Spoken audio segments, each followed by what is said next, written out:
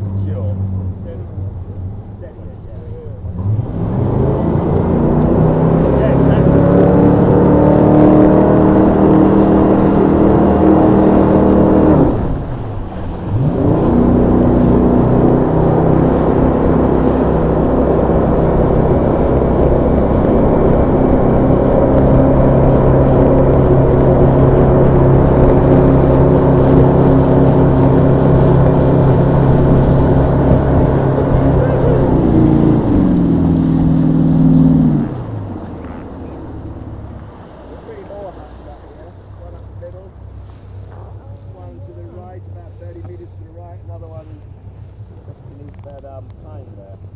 Another little hut up there.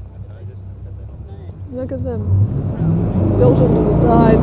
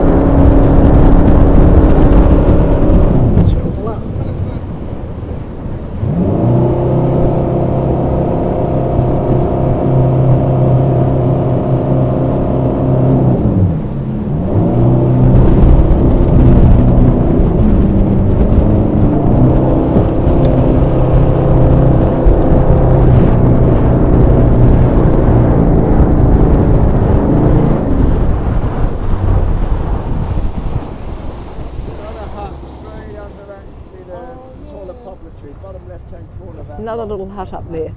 The old miners' huts from the 1860s.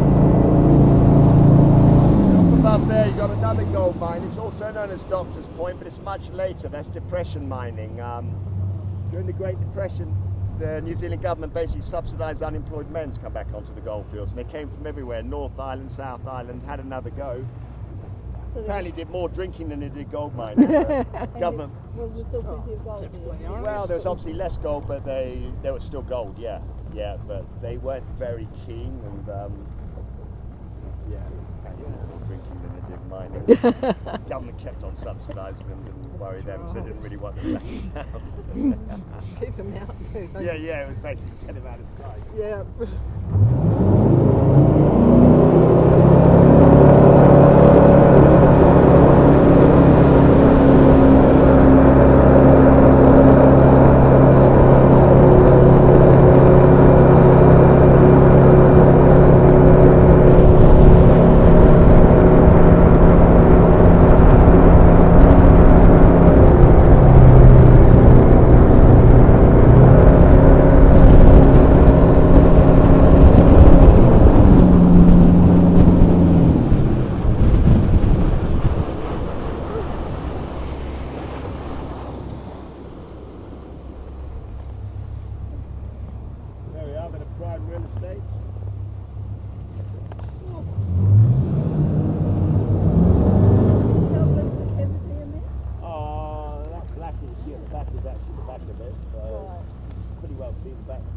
So just enough for a bed, really? Yeah, 2 guys to a hut.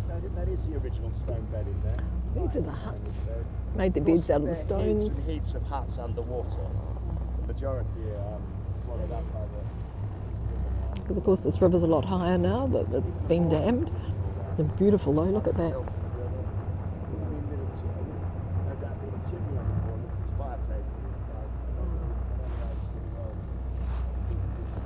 And jagged rocks. honestly. No.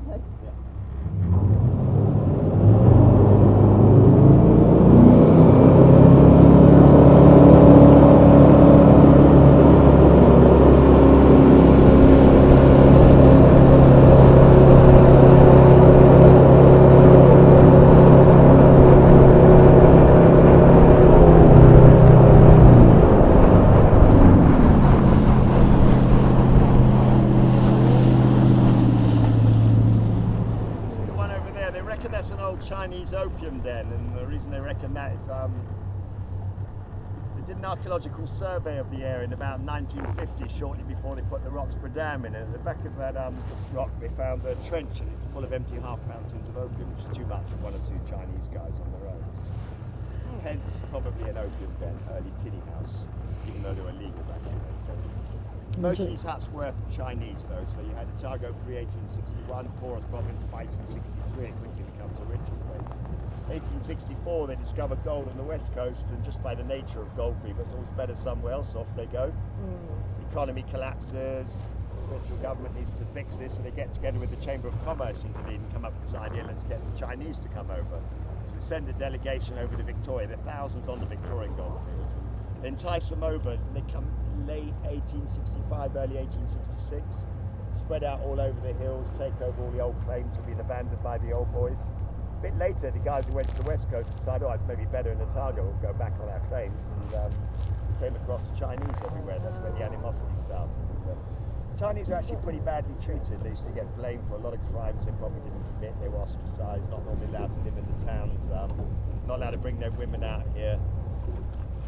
Lots of conditions, but very, very good gold miners. Very thorough, methodical. They'd often go overground. The Europeans had worked before them and get more out of it than the Europeans did. That didn't make the Europeans very happy, so they put a lot of pressure on the government.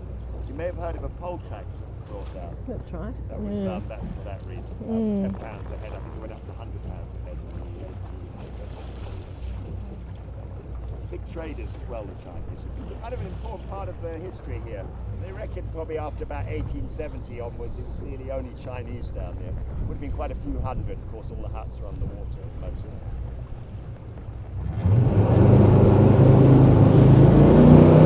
And we're away.